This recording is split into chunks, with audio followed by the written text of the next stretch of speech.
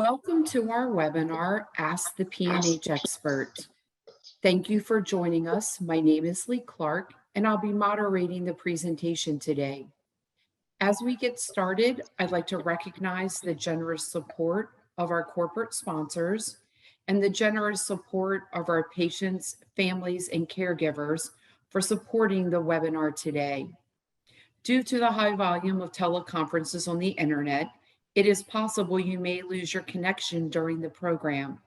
If you're unable to view the program online, you can call in to hear the audio portion using the call-in number in your reminder email. Today's program will be archived to our website within 2 to 3 business days. You will be notified by email when it is live and ready for viewing. This program is a Q&A, so please feel free to submit your questions at any time. To submit a question or a comment, open the Q&A window in the lower part of your screen. Type your question or comment in the small text box window, and when you have finished typing, just hit enter. We'll do our best to get to everyone's questions today. When asking questions, I do ask that you do 2 things to help manage all the incoming questions. First, submit your entire question all at the same time. Second, please do not share private health information in your question. Our expert speaker cannot answer any specific questions related to your health care. Our specialist today is Dr. Elizabeth Griffiths. She joined Roswell Park's Leukemia Service in March of 2010. She treats patients with blood disorders, specifically acute myeloid and lymphoid leukemias, as well as bone marrow failure syndromes, such as aplastic anemia, MDS, and PNH. She joined Roswell Park following completion of the 5-year medical fellowship at the Sidney Kimmel Comprehensive Cancer Centers at Johns Hopkins, Baltimore, Maryland, where she also completed an internal medicine residency in 2005. She completed her medical training at the University of North Carolina School of Medicine in Chapel Hill, North Carolina in 2002, and earned her Doctor of Medicine with distinction. She is board certified in hematology oncology and internal medicine and holds medical license in New York and Maryland. She's a member of multiple professional organizations, including the American Society of Hematology, the American Association of Cancer Research, the Society for Immunotherapy of Cancer, and the Medical Society of Oncology. With all that said, it is my pleasure to welcome Dr. Griffiths today. Thank you so much for joining us.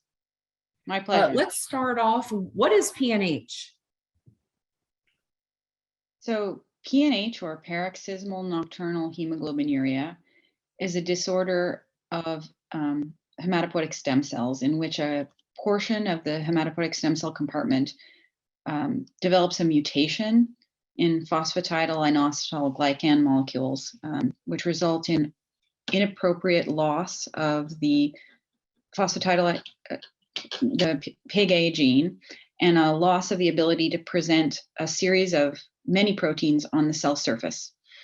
2 of the most important of these proteins, CD55 and CD59, attach complement inhibitory proteins to the cell surface, and the dearth of these proteins, or the loss of these proteins, results in an inappropriate activation of the complement system against self cells, including red blood cells, as well as white cells and platelets. Loss of these complement inhibitory proteins inappropriately activates complement system, resulting in intra and extravascular hemolysis, as well as activation against myeloid cells like neutrophils and platelets, which inappropriately activate the clotting system. And so patients with PNH develop intra and extravascular hemolysis, and in addition have an increased risk for development of thrombotic events and chronic kidney disease, as a result of free filtering of hemoglobin at the kidney and other activation of complement against the kidney. They also have an increased risk of development of pulmonary hypertension. Most patients historically with PNH had adverse effects on life expectancy and substantial adverse effects on quality of life as a result of chronic abdominal pain, erectile dysfunction, and thrombotic events, as well as kidney failure and pulmonary hypertension. Thank you. And how is PNH treated? So there are now several agents that are approved for the treatment of PNH. The best known and the one that's been around the longest is a drug called eculizumab, which targets C5, which is a part of the complement system. Eculizumab is a monoclonal antibody given as an intravenous infusion every 2 weeks. And this drug has been around the longest. There's a second drug that's also approved relatively recently. It's a drug called ravulizumab, and this is essentially a second generation C5 inhibitor, also a monoclonal antibody, which lasts a little longer in circulation as a result of the fact that it's recirculated. And so this drug, instead of being given every 2 weeks, can be given every 7 or 8 weeks. And so it's improved in terms of quality of life, essentially the same business end of the molecule, which binds to C5 and depletes it from circulation. And there's very recently approved a third agent in this disease. It's a drug called pegcetacoplan, and that's an inhibitor of C3, which is a little bit more proximal in the complement system. This drug was compared against eculizumab in patients who were already on eculizumab and was shown to improve hemolysis and improve hemoglobin in patients who were having some evidence of breakthrough hemolysis on their C5 inhibitor. And we can talk about that in a little bit more detail. That drug is given as a subcutaneous injection twice a week. And patients can take that at home, whereas the eculizumab and ravulizumab are given as intravenous infusions. Are transplants generally recommended for PNH patients? So that depends a little bit on the underlying status of the bone marrow. So PNH is almost universally associated with a bone marrow failure state of one kind or another. Most commonly, PNH occurs in the context of patients who have aplastic anemia, which is mediated by we think a T cell attack on the bone marrow stem cell compartment. So some people who have PNH clones, which is a small number or a small percentage of cells in the peripheral blood that are identifiable, have an associated disorder, aplastic anemia, which results in a bone marrow failure state with neutropenia, anemia, and thrombocytopenia. And if the patient has a presentation which is more consistent with severe, very severe aplastic anemia, in those patients, the presence of a small PNH clone can be helpful with diagnosis and with identifying the mechanism of the disease as being an acquired immune-mediated aplastic anemia as opposed to a genetic bone marrow failure state. For patients with severe or very severe aplastic anemia who are younger than age 40, the general approach is offering those people an allogeneic bone marrow transplant as the primary therapy for their disease. For older patients or for people where there is no donor available, the alternative is treatment with immunosuppression, these days consisting of an ATG product, usually horse ATG, antithymocyte globulin, in combination with cyclosporin A or a T cell toxin molecule pill that one takes twice a day, and then an additional drug called L-trombopag, which is a copy of the endogenous hormone thrombopoietin, which actually binds inside the thrombopoietin receptor and can support expansion of residual stem cells to allow patients to have a more rapid recovery of blood production. So if people have aplastic anemia as their underlying disease state that is either severe or very severe, allogeneic transplant is highly recommended in that population. For people who have clinical PNH with a large PNH clone who do not otherwise have severe aplastic anemia, the general approach is really focused on managing the clinical hemolysis And in those patients, treatment with anti-PNH directed therapy is usually the first line, and we do not recommend upfront allogeneic transplant in that group of patients. There are some people who have both, really very significant high-level PNH clones, who have intravascular hemolysis mediated by their PNH clone, and who also have bone marrow failure states. And in those patients, generally the recommendation is to treat the activation of complement and the PNH, the clinical PNH, with a complement inhibitor. Generally, I use eculizumab or ravulizumab in that population. And then if there's still substantial bone marrow failure in those cases, it's not unreasonable to consider taking those patients to allogeneic transplant, covering them with the eculizumab or ravulizumab through the early portion of their transplant to limit the exposure of tissue factor and the active hemolysis during the peri-transplant period. So I think, does that answer your question? There have been data to suggest that patients who have PNH as a sole disease entity who are not managed with a complement inhibitor have an adverse outcome with transplant, probably as a result of increased rates of graft versus host disease.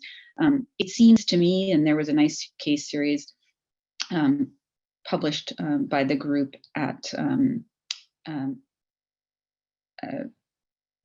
sorry, I'm blanking on the name, published by the group in Seattle, which suggested that the use of eculizumab in the peri-transplant period could largely mitigate the acute graft versus host disease that was previously reported in the literature.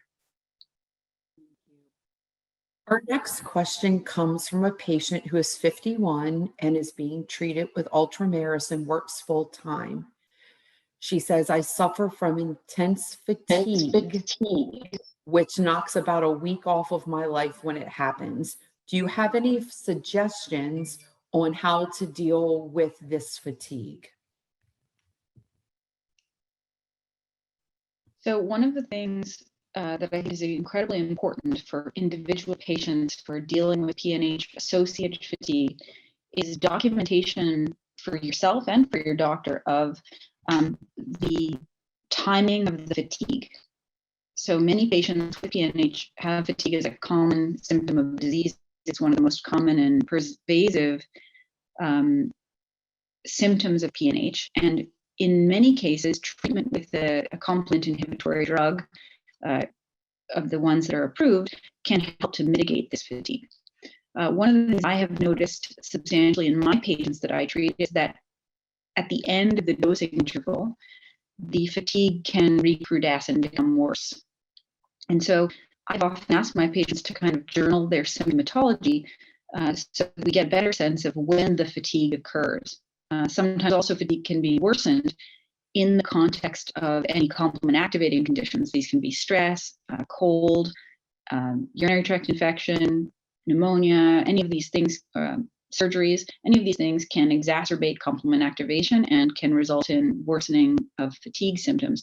So what I often ask patients to do is journal their symptomatology. And if you're noticing that you have increased fatigue at the end of the dosing interval, it may be that adjustment of that dosing interval might be appropriate. That is to say, changing dosing from the 8-week dosing interval, which is the standard, to a slightly shorter dosing interval, or changing the dose. With ravulizumab, which is the generic name for the drug you mentioned, the drug generally is given an every 8-week schedule, but the package insert actually allows for alteration of the dosing interval to every 7 weeks at the discretion of the doctor, depending on the symptoms and the breakthrough. If complement activation is not adequately controlled, or if the complement activation continues to be a problem throughout the dosing interval, it may be that a different drug is appropriate, and there may be additional extravascular hemolysis that is a component of the symptomatology. And for that, the second generation C3 inhibitor might be appropriate. Additionally, there are some clinical trials, in fact, even phase 3 clinical trials, adding additional agents to the classic C5 complement inhibitors that are available, and those are actively recruiting.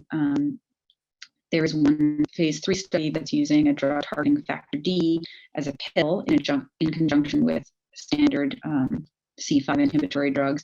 And the idea is that might mitigate some of the extravascular hemolytic symptoms and might improve outcome for some patients. And so there are a variety of different clinical trials that are currently ongoing with different agents, but I think if an individual is not having adequate control of symptoms with the current therapy, then it's worth, I would say, number one, diarying your symptoms to see when they occur and how they occur.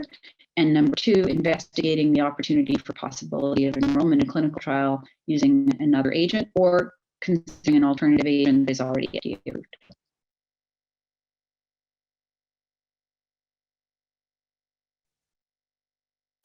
Thank you. Do we know what causes PNH? Is it caused by injury to the bone marrow? If so, how does one injure their bone marrow? So PNH is a clinical disease associated with intravascular hemolysis.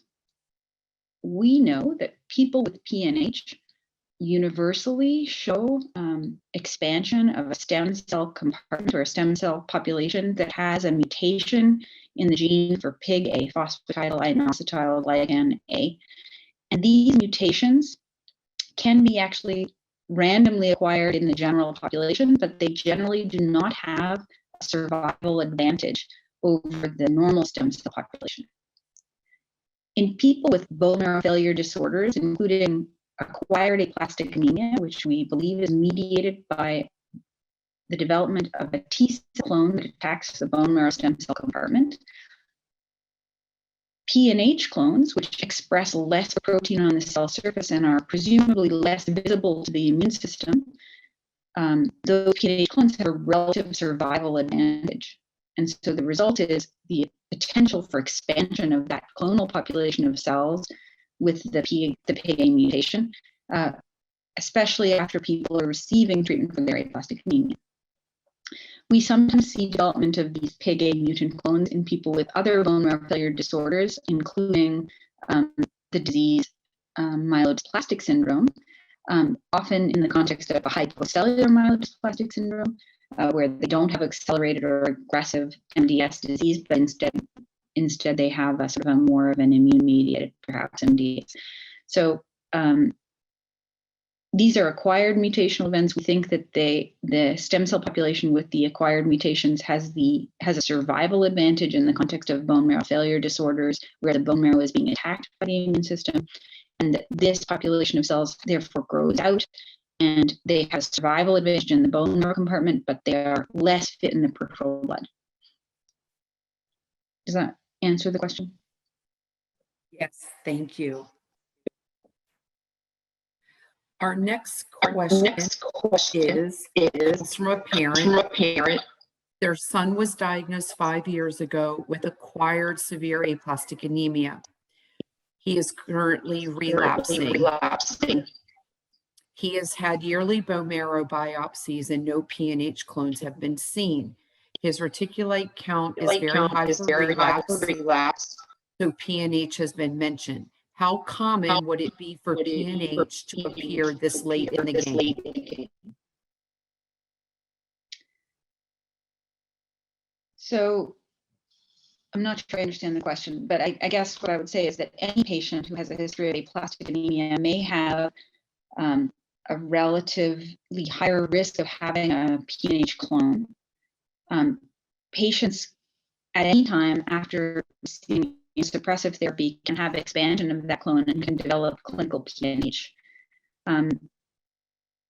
Bone marrow stem cells have a variable life expectancy, and so if the individual had received immunosuppressive therapy and had a relatively small PNH clone earlier on in the disease course, over time that PNH clone can expand, especially if the bone marrow failure or the immune attack on the bone marrow comes back.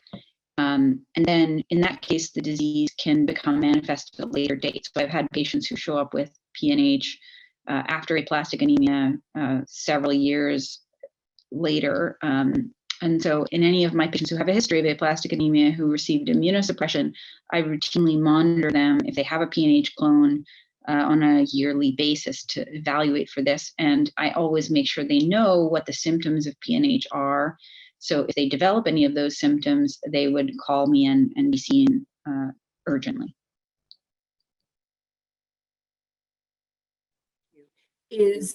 How is PNH looked for? What tests are done? Is it a bone marrow biopsy or is there other forms of test? Okay, so in order to make a diagnosis of PNH, you need a flow cytometry assessment done on the peripheral blood. It's not done on the bone marrow. Flow cytometry is a test in which monoclonal antibodies that are labeled with fluorescent proteins that fluoresce in response to laser light are attached to the surface of peripheral blood cells.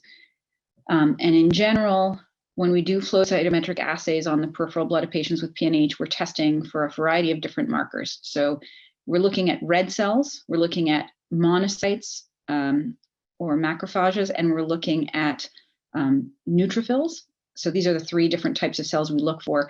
And we're using molecules that identify GPI-anchored proteins. So we're looking for sometimes CD5, 59. Those are the two markers that we can look for classically. We can look for something called fluorescent aerolysin, which is an antibody against the GPI anchor itself. And then you're using additional markers that tell you what type of cell you're looking at in the blood. And people with PNH have red blood cells that are missing GPI anchored proteins on the surface, CD55, CD59, and or fluorescent aerolysin.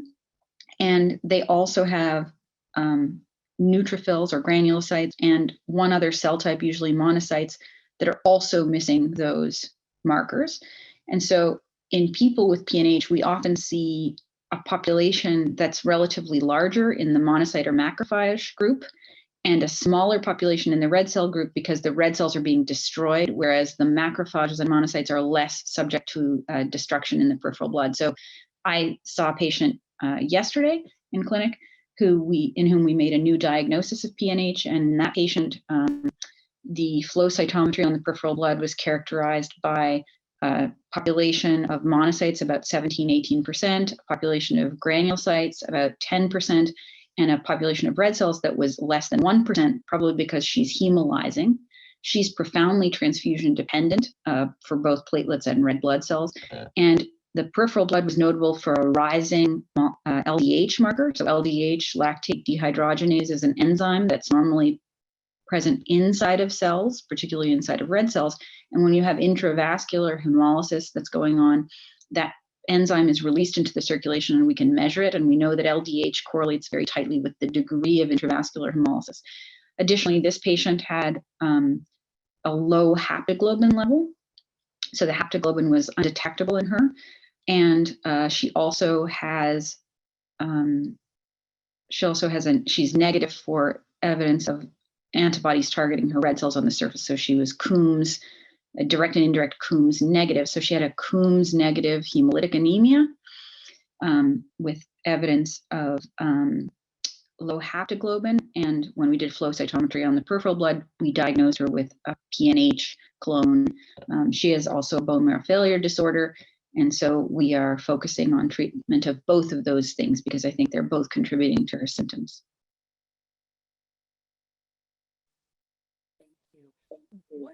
What an add-on to that question is, what are the symptoms of PNH?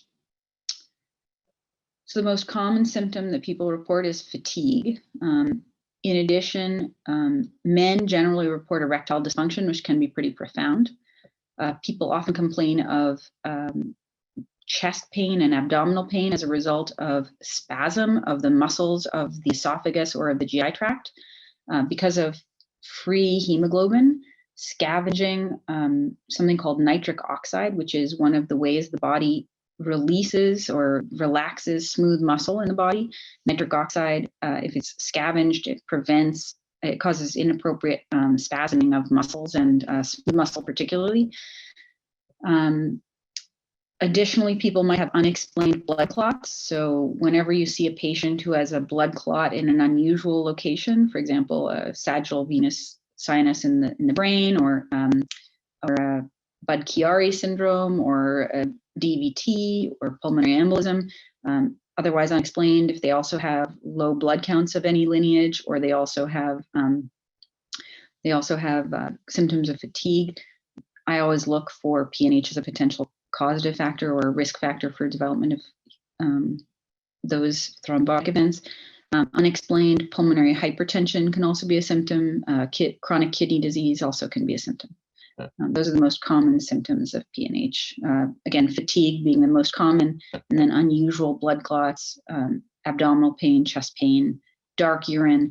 Although we call it paroxysmal nocturnal hemoglobinuria, hemoglobinuria does not manifest in all patients, can often be asymptomatic, but often, sometimes people do complain of dark urine, especially in the morning, as a symptom.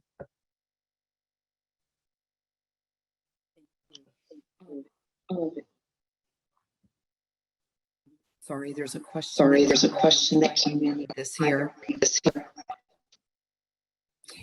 The question says, if on treatment for PNH and this patient is using Soliris, should all symptoms be rectified?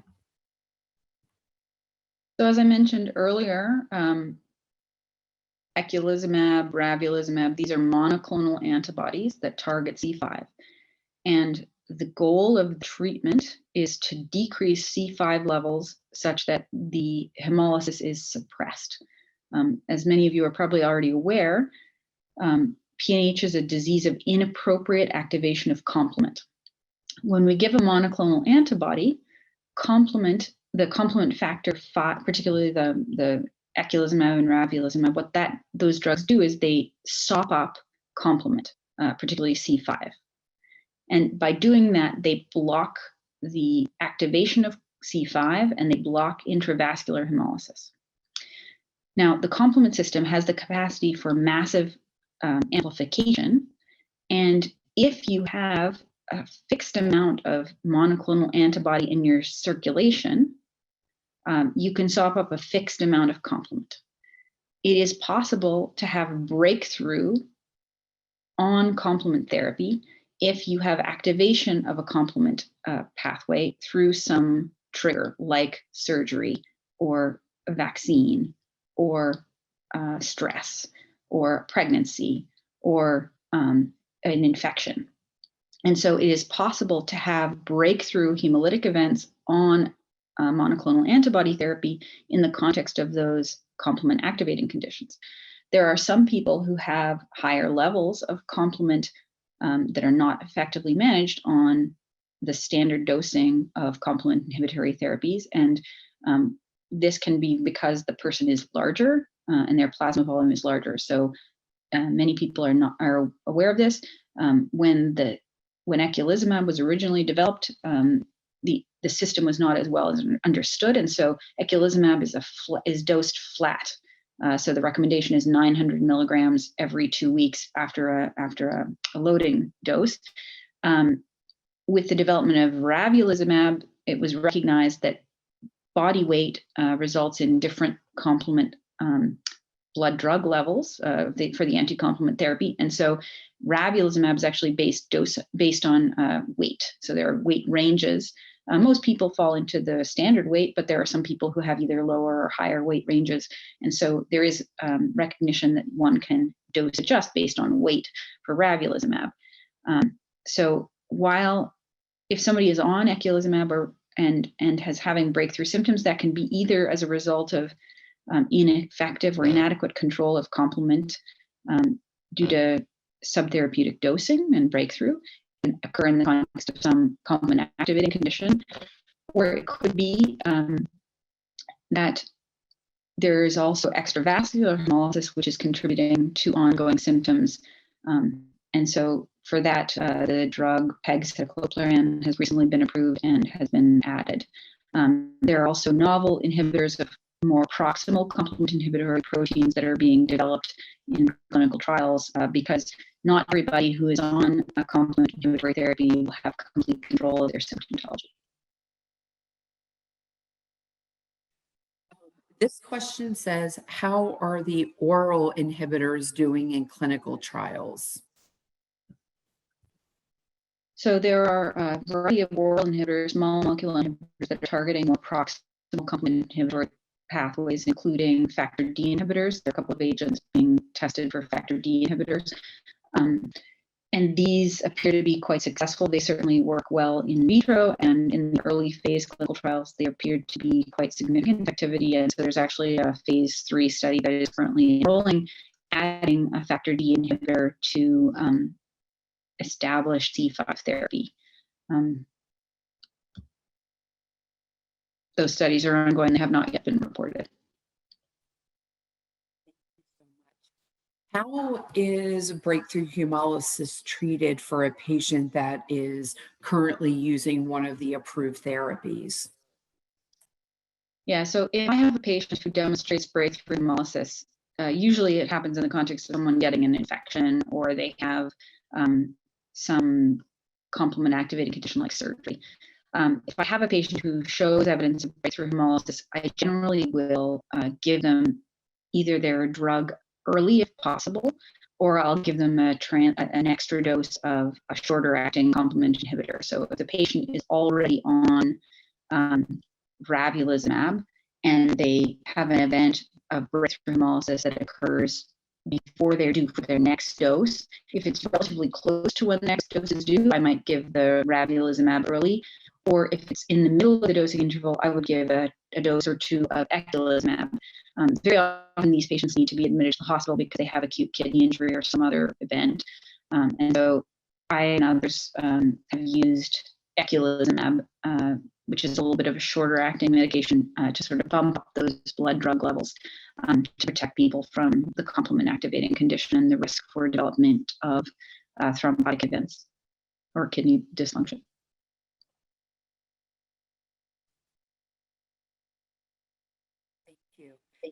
How common is overlapping diseases with PNH, specifically MDS? This patient is in the process of being diagnosed with MDS as well as PNH. So almost always there is a concomitant bone marrow failure disorder in people who are diagnosed with PNH.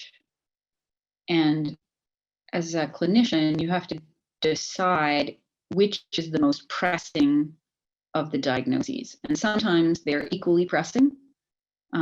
Most of the time, one diagnosis is the most important or most predominant. And so in a patient who presents with low risk MDS and who also has a PNH clone, very often the symptomatology stems from the PNH clone. So treatment of the PNH clone is the most pressing, and the MDS actually can be quite mild. In people with aplastic anemia, we make a decision: is the disease more active in terms of the aplastic anemia? So is the patient neutropenic? Are they profoundly thrombocytopenic? In that case, we would focus on treating the aplastic anemia as sort of the dominant symptomatology. Whereas if they have mild aplastic anemia or moderate aplastic anemia, and the dominant symptomatology is driven by the PNH clone. So that's a nuance of treatment that depends on the patient's symptoms and the presentation in terms of the degree of cytopenias of the patient. Or the coincident, I should say also, or the coincident presence of a blood clot, which indicates probably that the PNH is probably more active. Blood clot, kidney dysfunction, or pulmonary hypertension. Again, those are things that would drive me to be focused on the PNH as the dominant disease as opposed to the underlying bone marrow failure state. How does a patient and their clinician know when it is time to start treatment of PNH? And is that treatment lifelong?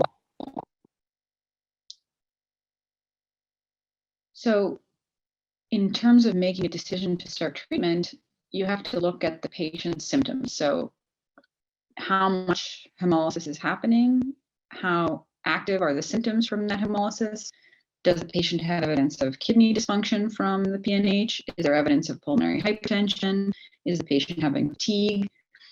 As a rule of thumb, PNH clones that are smaller than 5 or 10% are generally relatively asymptomatic. That's not always the case, but it's often the case. And so in those patients, sometimes watchful waiting is appropriate.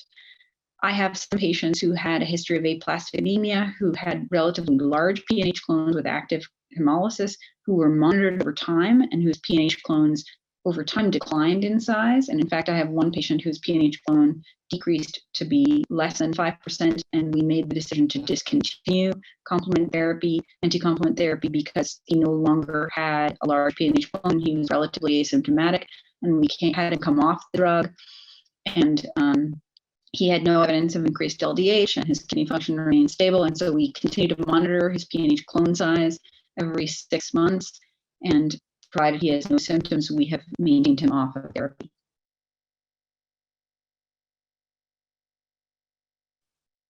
Thank you.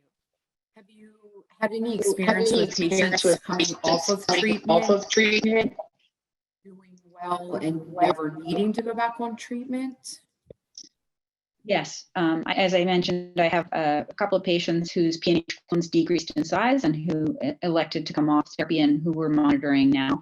I have another patient whose PNH clone size has decreased to about 50%. It used to be more like 90%. And we are considering potentially getting him off therapy if the clone size continues to decline.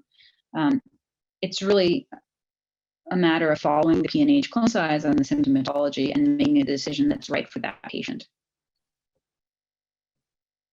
Is pregnancy possible when being on treatment for PNH? And do we know about the safety for mom and baby? So there's a beautiful series that was published by Eileen Weitz, who's at the University of Southern California. And she published successful pregnancies in patients who had PNH who are on eculizumab therapy. We know for sure that pregnancy is a complement activating condition. And so there had been historically a substantially increased risk of fetal loss in people who had PNH and who attempted pregnancy. We also know that pregnancy is a hypercoagulable state.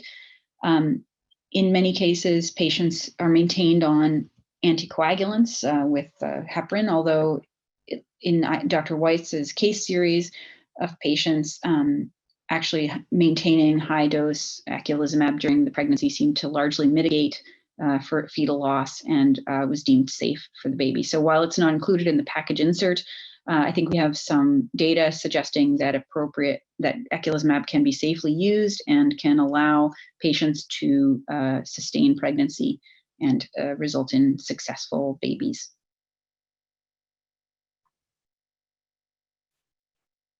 This question is low platelets a symptom of PNH, and does Ultomiris help increase a low platelet count?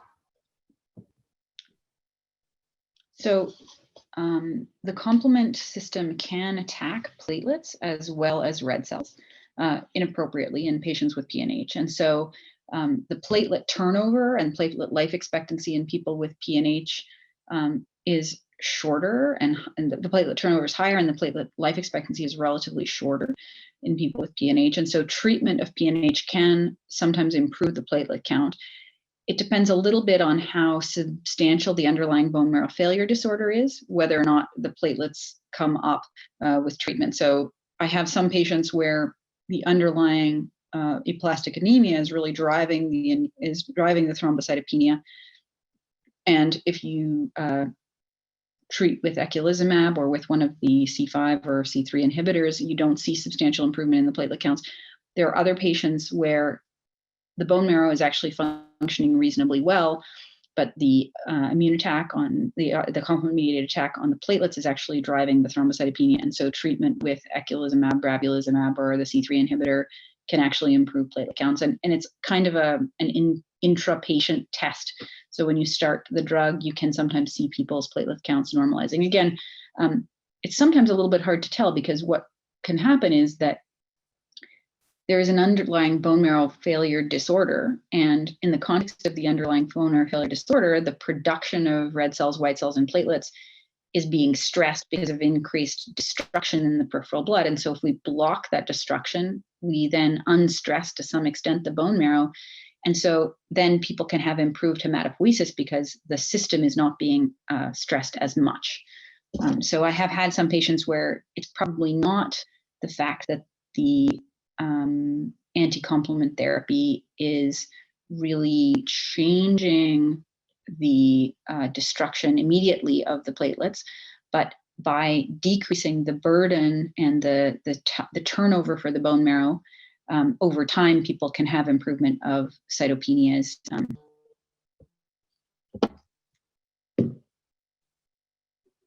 Thank you. Their next question is it common for no PNH clone to be present at the time of an aplastic anemia doses, but it can develop later? Common. So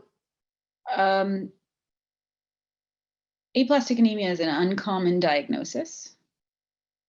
Some people demonstrate the presence of a PNH clone at the time of diagnosis that is relatively small. And the presence of a small PNH clone at the time of presentation for aplastic anemia is a reassuring finding and predicts an improved response to immunosuppressive therapy. But some percentage of patients will not demonstrate a PNH clone and will nevertheless respond to immunosuppressive therapy. And so that implies that the mechanism of the disease was an immune attack on the bone marrow. And it may be the case that there was a small clone that was below the level of detection for our current assays, and that over time, those patients will subsequently develop a PNH clone that becomes manifest. And again, that speaks to the mechanism of the disease as an autoimmune attack on the marrow space. So I think it is not uncommon in people with aplastic anemia for there to be PNH clones of various sizes. Some of them may be subclinical and below the level of our current mechanisms of detection. And those patients may develop manifestation of that clone after treatment.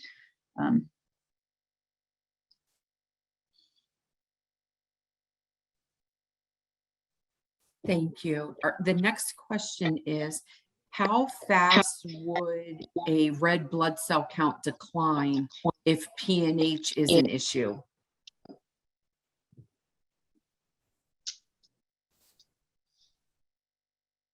How fast would a red blood cell count decline if PNH is an issue? Okay, so in people who have active PNH,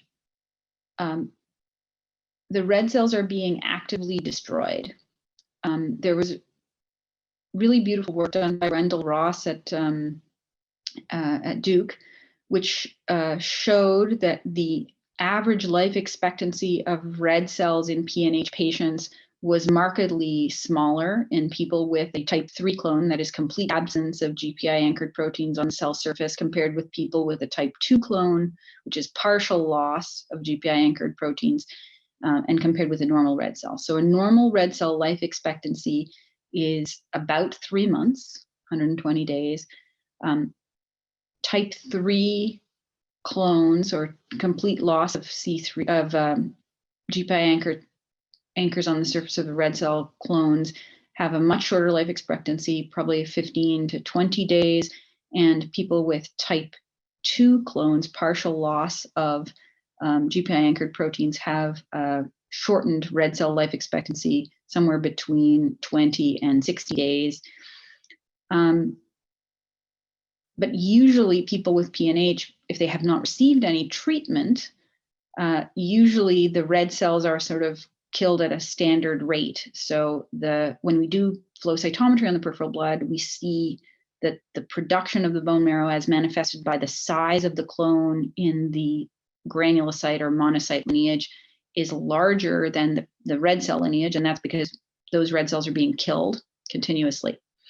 So if we treat with an inhibitor of the complement system, we can see that the red cell clone will increase in size to more or less match the granulocyte and the monocyte clones, so that equal production of all three lineages can be seen in the peripheral blood. And that's because we're blocking the death of those red cells that are deficient of GPI anchors using monoclonal antibodies. Some patients still have breakthrough hemolysis and loss of those GPI anchor deficient clones. And so you can see that those patients, when you do flow cytometry on the blood, their clones of monocytes and granulocytes will remain relatively larger than the clones of their red cells. And that can sort of indicate ongoing hemolysis in people who are already on complement inhibitor therapy. And it's one of the things that I test for when I'm thinking about whether a patient might benefit from either a clinical trial of a novel proximal complement inhibitor or an alternative drug for management of their PNH, like the C3 inhibitor. Does that make sense? I think the other question is, if you have a patient who has aplastic anemia who's receiving blood transfusion, how long does that transfused blood last? And that question that depends a little bit on the presence of alloimmunization or the exposure of that individual and the level of match to the transfused red cells. So if you have transfused red cells, those are GPI anchor proficient, or they have plenty of GPI anchors on the surface.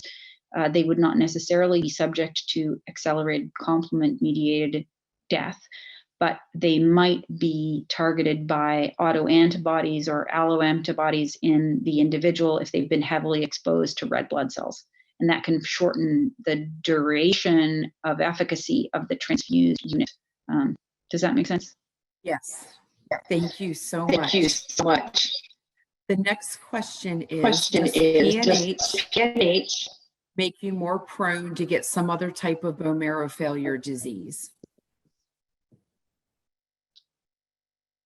Well, so as I mentioned previously, the development of a PNH clone usually indicates the presence of another bone marrow failure disorder, which allowed for that PNH clone to develop a survival advantage. So in general, those bone marrow failure disorders are things like myelodysplastic syndrome, less commonly, or more commonly aplastic anemia, which is an immune-mediated attack on the bone marrow stem cell compartment. People with aplastic anemia, MDS, and PNH are at higher risk for development of secondary clonal bone marrow malignancies. So we know that people with aplastic anemia who receive immunosuppressive therapy have a somewhat higher risk of development of acute leukemia and later myelodysplastic syndromes, probably because because of the, this is an opinion, not necessarily documented, but probably because there's an increase in the stress on the hematopoietic stem cell compartment, which results in an accelerated aging process. And so if you had any bone marrow damage over the course of your life, going up in an airplane, getting x-rays, any of those things can damage one or more of the bone marrow stem cells. If you had such an event, the number of stem cells in people who have had a history of aplastic anemia is probably lower overall, and there might be an increased risk for that particular damaged stem cell to be called to action and potentially to result in a secondary hematologic malignancy. You can think of the aplastic anemia diagnosis as kind of a bottleneck through which the bone marrow stem cell compartment has to pass, and it results in a total number of stem cells which is smaller age for age than the general population.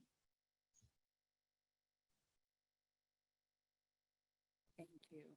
This question comes from a patient who is getting ready to start treatment, and they know they have to be vaccinated for meningitis.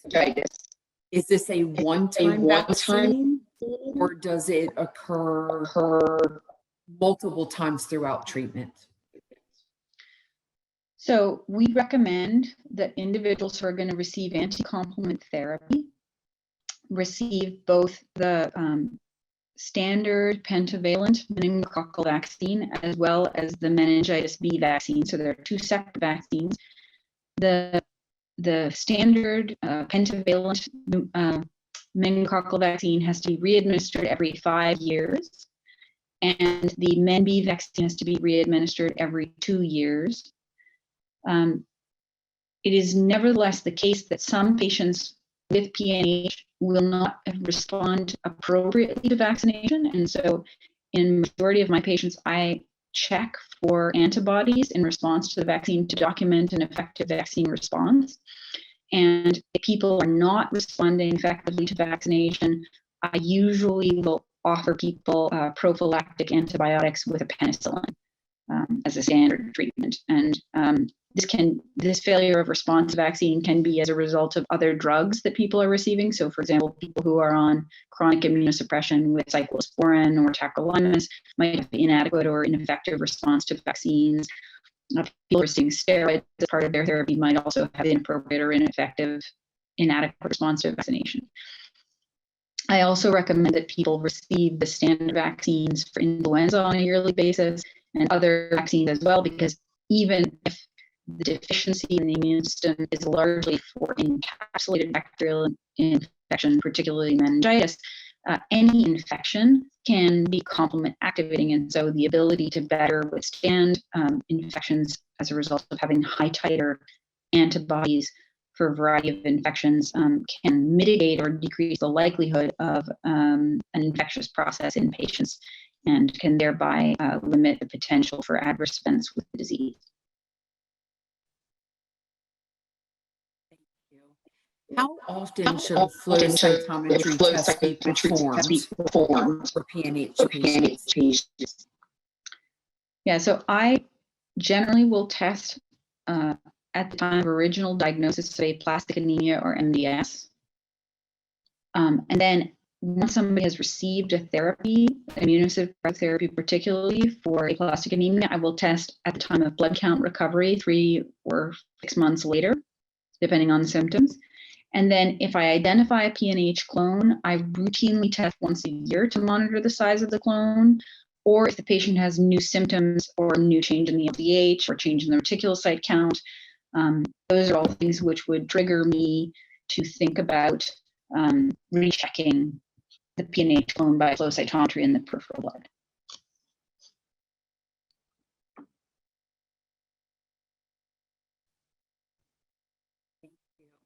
Well, thank you so much, Dr. Griffiths, for your time and your expertise with all of us today. We really appreciate you taking the time to answer all of these questions from everyone. If you'd like to watch this webinar again at a later time, it will be available on our website within 2 to 3 business days. If you have any additional questions, you're welcome to send it to us at any time in 3 ways. Send an email to our help account at help@aamds.org. Call our helpline at 800-747-2820, extension 2, or submit a question on our Facebook page. On behalf of the Aplastic Anemia and MDS International Foundation, thank you for joining us today and making us your resource of choice for information on bone marrow failure diseases. Our medical advisory board and team are always here to support you and your family, as we've done for the past 38 years. This concludes our program. Thank you so much, Dr. Griffiths. Thank you. I see one last question here. I think we have 2 minutes left. So I would be happy to answer it. Somebody asked me, what is your best advice to give with patients with PNH? And yes. I guess what I would say is the number one best piece of advice I can offer is to become an expert on your own disease, because many of the physicians who you see will not be familiar with the diagnosis. And the more expertise you yourself have, the more power you have. And I always feel as though educating my patients so that they can effectively advocate for themselves is the best thing that can be done. I think participation in research is also really important. And to that end, there are a variety of patient registries for rare diseases, for PNH particularly. They're offered, including recently a registry through the AAMDS Foundation. There are also a variety of novel clinical trials that are ongoing nationally and internationally for this disease. And I think participation in research and knowing your disease and knowing your symptoms can offer you substantial power in the face of a disease that has historically been devastating, but which has, as a result of effective research, really been substantially improved in terms of overall survival and organ damage.